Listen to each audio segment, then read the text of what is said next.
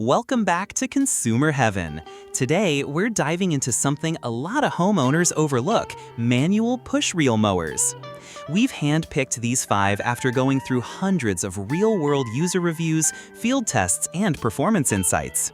The goal wasn't just to find the most popular ones, but to match each mower with the type of user it's best suited for.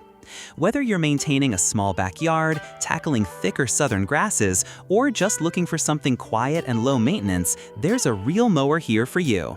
And as always, I've left the Amazon Best Deals linked in the description so you can check the latest prices and reviews while you watch. Let's jump in.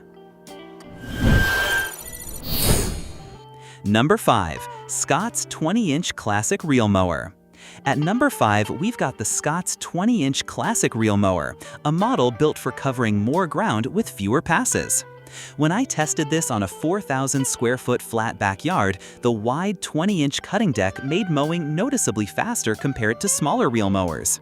It's built with a 5-blade system and large dual wheels, which keep it stable on level terrain. The catch? You'll need